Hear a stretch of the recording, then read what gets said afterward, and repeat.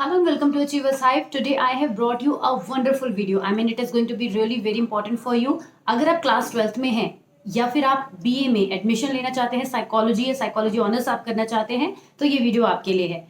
What I have done, मैंने आपके जितने भी कमेंट्स आपके रहते हैं, मेरे बहुत सारे डिफरेंट वीडियोस पर आप पूछते रहते हैं, पोस्ट पर आप पूछते रहते हैं, उनमें से टॉप 10 क्वेश्चंस पिक किए हैं और वो क्वेश्चंस ऐसे हैं जो वाकई बहुत ज़्यादा इंपॉर्टेंट है, आपको मालूम होना चाहिए, आप जानना भी चाहते हैं इन क्वेश्चन के आंसर्स को. आप में से बहुत सारे स्टूडेंट्स ने मुझे किसी ने इंस्टाग्राम पे कमेंट करके पूछा है, किसी ने कहीं मैसेज करके पूछा है, तो this is how I have collected all those 10 questions और उन 10 क्वेश्चंस के मैं इसमें आंसर्स दूंगी आपको. This you can call it a complete guide for BA psychology and BA psychology honours.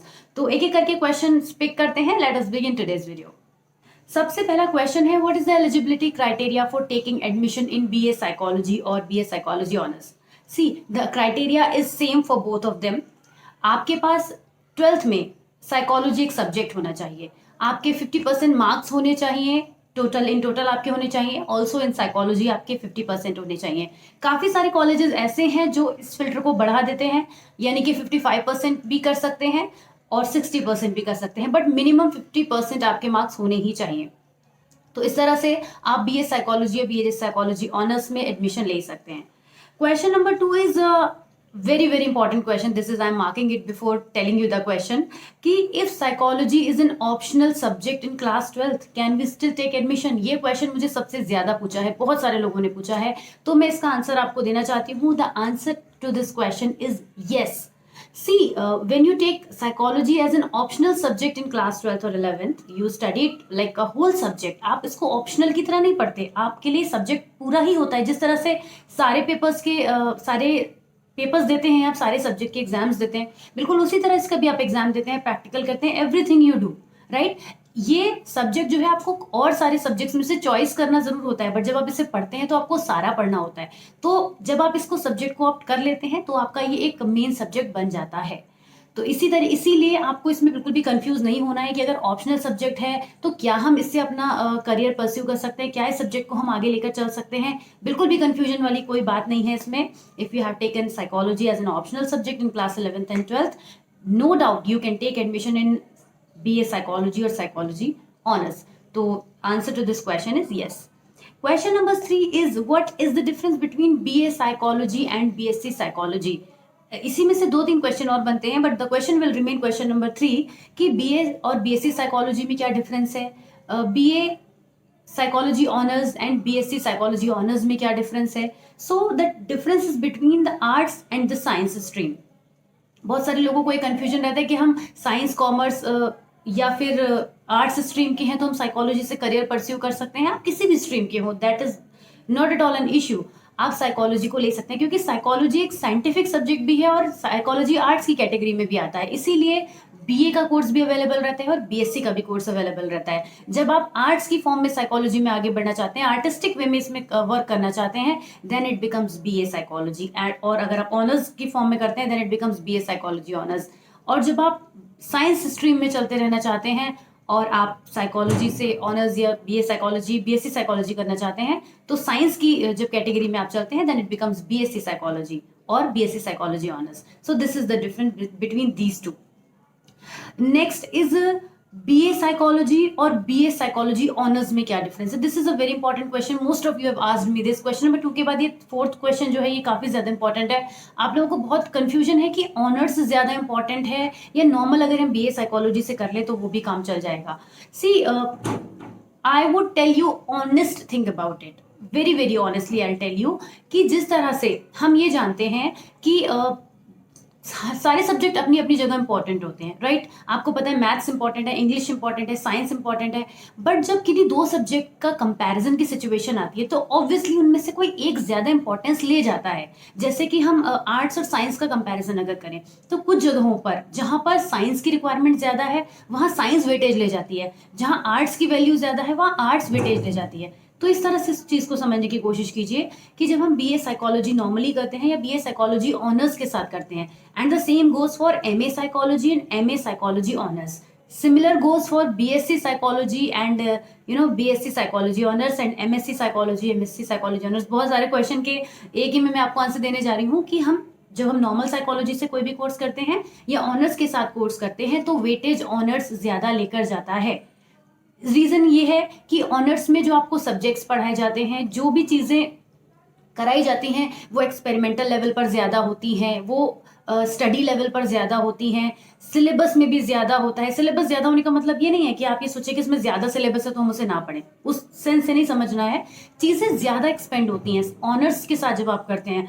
आपने नॉर्मली भी देखा होगा, जो किसी भी सब्जेक्ट का जब हम ऑनर्स करते हैं तो उसका एक एक्स्ट्रा पेपर हमें क्लियर करना होता है। उसी तरीके से जब आप, जाहिर सी बात है, जब आप ज़्यादा पढ़ेंगे किसी चीज़ को, ज़्यादा आपको पढ़ाई करने का लेवल आपको मिलेगा या ज़्यादा आपको एक्सपेंड होने का मौका मिलेगा, तो आप ज़्यादा लर्न करेंगे और ज़्यादा अच्छा परफॉर्म कर पाएंगे। तो बस यही चीज़ ऑनर्स के और नॉर्मल के केस में है। लेकिन इसका ये मतलब बिल्कुल भी नहीं है कि अगर हम साइकोलॉजी से नॉर्मली कर रहे हैं तो वो बेकार है, क्योंकि अब आपको उसको ऑनर्स से कंपेयर करते हुए नहीं देखना है, आपको उसको इंडिविजुअली देखना है कि बीए से आप बीए जब आप साइकोलॉजी से करते हैं, बीएससी साइकोलॉजी से करते हैं, एमए साइकोलॉजी से करते हैं, तो उसका अपना बेनिफिट है, उसका अपना बहुत ज़्यादा बेनिफिट है। तो हमें उसे नेग्लेक्ट नहीं करना है। कई बच्चे ऐसे होते हैं कि ऑनर्स में कई सारे क्राइटेरिया लग जाते हैं कि आपके पास इतने % मार्क्स होने चाहिए, या फिर ये चीज़ कम नहीं होनी चाहिए, ये चीज़ कम नहीं होनी चाहिए। आपको इनकेस कभी कभी एडमिशन ऑनर्स में नहीं भी मिल पाता है, नहीं सीट मिल पाती है, तो उस केस में अगर आप वाकई में साइकोलॉजी के लिए बहुत ज़्यादा डेडिकेटेड हैं, ये आपका बहुत मेन सब्जेक्ट है, फेवरेट सब्जेक्ट है, आप करना ही चाहते हैं, then you should go for BA psychology for normal. इसमें ऐसा कुछ नहीं है कि आप उसको छोड़ दें या नेक्स्ट ईयर एडमिशन लेने के लिए आप अपना टाइम वेस्ट करें, इसका कोई फायदा नहीं है। आपके अंदर अगर डेडिकेशन है तो आप उसमें भी बहुत अच्छा कर जाएंगे। अगर आप लेबोरियस हैं, आपके अंदर वो सारे स्किल्स हैं जो एक साइकोलॉजी स्टूडेंट के अंदर होने चाहिए, या आपके अंदर वो चीज़ है, आप चाहते हैं इसमें आप बेटर कर सकते हैं और आपको लगता है कि आप कर लेंगे, तो बिल्कुल भी ऑनर्स का वेट मत कीजिए। You should and go and take admission in BA psychology, there is no problem with that at all. But जब हम दोनों की बात करते हैं और जेन्युइन आप मुझसे पूछेंगे तो आई वुड डेफिनेटली से कि ऑनर्स जो है वो वेटेज ज़्यादा ले जाता है, राइट। बट इसका मतलब ये नहीं है कि बीए साइकोलॉजी बेकार है या हम उसे नहीं पढ़ें या वो अच्छा नहीं है। There is nothing like that. तो आप ये चीज़ कर सकते हैं। तो काफ़ी मैंने एक्सप्लेन करके आपको बता दिया। फिर भी कोई डाउट हो तो इस क्वेश्चन के बारे में आप मुझसे और ज़्यादा कमेंट बॉक्स में पूछ सकते हैं। नेक्स्ट क्वेश्चन पर हम चलते हैं, and that is what is the mode of admission. आप किसी भी तरह से पढ़ सकते हैं, आप रेगुलर कोर्स कर सकते हैं। वैसे तो रेगुलर करना ही बेटर रहता है, लेकिन कुछ लोगों के साथ सर्कमस्टांसेस ऐसे रहते हैं कि वो नहीं पढ़ सकते हैं, कुछ रीजंस उनके पास ऐसे हैं। They can opt private studies for psychology and they can also opt distance mode. Distance में सबसे अच्छा जो है वो इग्नू का रहता है। उसमें आपको असाइनमेंट्स और आपके प्रैक्टिकल्स और सब कुछ कराए जाते हैं। तो डिस्टेंस मोड में रहता है कि आपको after a certain time period में आपको वो चीज़ें करनी होती हैं। थोड़ा सा टाइम ज़रूर ज़्यादा रहता है, लेकिन that is also good mode of study अगर आपको रेगुलर पढ़ने में प्रॉब्लम है। लेकिन पहला और प्राइमरी जो आपका मोटिव रहना चाहिए, अगर आप साइकोलॉजी से बीए कर रहे हैं, एमए कर रहे हैं, तो कोशिश कीजिए कि आप उसको रेगुलर बेसिस पर ही कीजिए। That is the most effective, that can be most effective for you. आगे बढ़ते बात करते हैं फी स्ट्रक्चर की। Question number 6 is what is the fee structure of BA psychology. तो बीए साइकोलॉजी में देखिए, फी तो कम्प्लीटली कॉलेजेस पे डिपेंड करती है, यूनिवर्सिटी पे डिपेंड करती है। आप बड़े से बड़े अच्छे से अच्छे कॉलेज में चले जाइए, वहाँ आपको फीस ज़्यादा मिलेगी। बट मिनिमम भी देखिए, जो 20,000 से इसकी स्टार्टिंग होती है और वो चलते चलते 3.5 लाख 4 लाख तक भी फीस जा सकती है, डिपेंडिंग अपॉन कि आप कौन से कॉलेज में एडमिशन ले रहे हैं। तो फी का थोड़ा कंफ्यूजन रहेगा, but yes, in general I can tell you 20 से लेके 2.5-3 तक का जो है वो ऑन एन एवरेज 3 ईयर्स का जो रहता है फीस रहता है। Next is what are the career opportunities after BA psychology. BA psychology के बाद बहुत सारे ऑप्शंस रहते हैं। आप बहुत सारी ऐसी फील्ड्स हैं जिसमें जा सकते हैं, career opportunities. But yes, I would say कि आपको हायर स्टडीज करनी चाहिए, क्योंकि the more you study about this subject, the more you go deeper into this subject, it is going to be very very beneficial for you. तो ये चीज़ हम कह सकते हैं कि क्या करियर अपॉर्चुनिटीज़ हैं। अगर हम बात करें तो बहुत सारी करियर अपॉर्चुनिटीज़ बीए के बाद भी रहती हैं। इवन अगर आप उसके मास्टर्स करते हैं तो उसके बाद वो चीज़ें और बढ़ जाती हैं। पर नॉर्मल आप एज अ काउंसलर वर्क कर सकते हैं। काउंसलिंग जो एक बहुत ही अच्छी चीज़ है, बहुत ही अच्छी, और ये हर कोई नहीं कर सकता काउंसलिंग करना। Do you understand the meaning of counselling. आप किसी पर्सन की माइंड की थेरेपी करते हैं, दैट इज कॉल्ड काउंसलिंग। और काउंसलिंग सिर्फ माइंड की थेरेपी ही नहीं है, ये बहुत सारे इसके एरियाज बहुत वाइड है। जब आप स्कूल लेवल पे जाते हैं तो you become school counsellor, sports में जाते हैं स्पोर्ट्स काउंसलर, बहुत सारी जगह पर काउंसलर्स की जो है वो डिमांड रहती है। तो counselling is one of the कह सकते हैं एरिया ऑफ वर्क जो कि हम कर सकते हैं after doing BA. There are lot of things. आप एज एन असिस्टेंट वर्क कर सकते हैं साइकोलॉजिस्ट के साथ, उनके साथ हेल्प करके आपको एक्सपीरियंस हो सकता है वर्क का. एंड लेटर ऑन जब आप अपनी मास्टर्स कंप्लीट कर सकते हैं, उसके बाद आप भी एज अ साइकोलॉजिस्ट वर्क कर सकते हैं after doing a lot of things. उसमें भी काफ़ी सारी चीज़ें हैं. तो बीए की बात हम करें कि बीए के बाद क्या क्या स्कोप रहता है. बहुत सारी चीज़ों में स्कोप रहता है. और बाकी बाकी काफ़ी हद तक आपके इंटरेस्ट पर भी डिपेंड करता है कि आप किस चीज़ में जाना चाह रहे हैं. तो स्किल्स की अगर हम बात करें कि बीए साइकोलॉजी करने के बाद हमें बस क्या स्किल्स होने चाहिए जो हमें एक अच्छा करियर दिला सके, तो ये काफ़ी इंपॉर्टेंट क्वेश्चन है. सी स्किल्स की अगर हम बात करें तो सबसे पहली चीज़ है पेशेंस.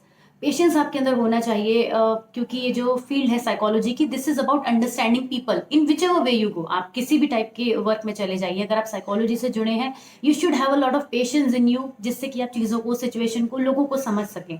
उसके अलावा आपकी गुड कम्युनिकेशन स्किल्स होनी चाहिए. कम्युनिकेशन स्किल्स आर मस्ट, क्योंकि आप बातों के ही थ्रू, साइकोलॉजी के जो लोग स्टूडेंट्स होते हैं, टीचर्स होते हैं और जो इसके एक्सपर्ट्स होते हैं, they do everything through their communication skills. तो communication skills should be very very good. They will help you actually a lot. इसके अलावा आपको लोगों को समझने की कैपेबिलिटी होनी चाहिए. आपको सिचुएशंस के संग डील करने की कैपेबिलिटी होनी चाहिए. आपके अंदर एंगर मैनेजमेंट की प्रॉपर्टी होनी चाहिए. आपको किसी भी सिचुएशन पे बहुत ज़्यादा एंगर या एग्रेशन नहीं दिखाना है. आपको बहुत काम कंपोज होना चाहिए. बहुत सारी चीज़ें हैं जो आपके अंदर होनी चाहिए. तो ये सब स्किल्स में आते हैं. Next question is, should we do masters after bachelors? Is it compulsory? See, it is not at all compulsory, I would say, but yes, it becomes compulsory when you want to get a very good job, when you want to pursue good career. आप चाहते हैं कि आपका career rise करे, तो obviously आपके पास higher studies में आपका एनरोल्ड होना बहुत ज़्यादा ज़रूरी है. बिकॉज कोई भी आपको पुश नहीं कर रहा है कि जाइए जाके आप मास्टर्स कीजिए. But when you do it, you see a different version of yourself. तो आप जब ज़्यादा पढ़ते हैं, ज़्यादा स्टडीज़ करते हैं, और तो जाहिर सी बात है आप अच्छी नॉलेज गेन करते हैं. और जितनी अच्छी नॉलेज आपके पास होगी, उतना ही अच्छा आप कम्युनिटी को वापस दे पाएंगे. तो it is not compulsory, but yes, it is compulsory if you want to, if you feel like doing it. तो it becomes compulsory from your side. तो लास्ट क्वेश्चन नंबर 10, जो कि it is, I am just mentioning a few best colleges. आपने पूछा है कि what are the best colleges of BA psychology. So there is a list, I am just displaying it here, you can see कि सबसे पहले Gargi college in new Delhi. This is one of the top college of psychology. You can take admission there. Then Symbiosis College of Art and Commerce Pune. Then next is DAV Postgraduate College Karnal. ये भी बहुत अच्छा college है. Then Sharda University Greater Noida. This is very very popular university. And then Guwahati college Guwahati. तो ये 5 colleges हैं, top colleges जो मैंने आपको बताए. बट ऐसा नहीं है कि इनसे ही पढ़ने के बाद आप अपने फ्यूचर में कुछ कर पाएंगे. आप आसपास के, जो आपके आसपास के कॉलेजेस हैं, आप उन्हें भी पता कर सकते हैं. See, no college gives you the guarantee of making you a psychologist or something like that. You are responsible for your own success. सबसे पहले आप अपनी सक्सेस के लिए रिस्पॉन्सिबल हैं कि आप अपने वर्क में कितना हार्ड वर्क कर रहे हैं. आप अपना जो एफर्ट्स दे रहे हैं वो कितनी मेहनत से दे रहे हैं. आपकी उसमें डेडिकेशन क्या है, आपको उसमें इंटरेस्ट क्या है. तो पहले पर्सन आप हैं जो आप खुद को सक्सेसफुल बनाएंगे. ये सारी चीज़ें सेकेंडरी हो जाती हैं. देखिए, कुछ आपने ऐसे भी लोग देखे होंगे जो बहुत छोटे स्कूल से या कुछ बहुत नॉर्मल से स्कूल से पढ़ने वाले बच्चे भी कहाँ टॉप में पहुंच जाते हैं. तो ऐसा बिल्कुल नहीं है. ये तो एक चीज़ हो गई कि हमने आपको कॉलेजेस बता दिए. बट आपके आसपास जो भी कॉलेजेस हैं, जो अच्छे कॉलेजेस हैं, जहाँ की फीस स्ट्रक्चर आपके लिए फीजिबल है, आप वहाँ एडमिशन ले सकते हैं, जा सकते हैं. आपके लिए डिस्टेंस का इशू नहीं है. बहुत सारी चीज़ों पर आपके लिए वो ठीक है. You can go and take admission. Yes, but कुछ चीज़ें होती हैं जो आपको एडमिशन से पहले देखनी चाहिए कि जो कुछ भी अप्रूवल वगैरह वाली चीज़ें आ जाती हैं यहाँ पर, कि जो कॉलेज है वो अप्रूव्ड है या नहीं है, या ये सब्जेक्ट वहाँ पर किस तरह से. कुछ चीज़ें आप, जनरल चीज़ें आप नॉर्मली गूगल पे भी सर्च करके फाइंड आउट कर सकते हैं. So I try to explain and I try to answer some of the problems जो आपकी थी, जिनको मैंने सॉर्ट करने की यहाँ पे कोशिश करी है. फिर भी आपको अगर कोई प्रॉब्लम है, then you can drop your comments in the comment section below. I am sure it is going to help you.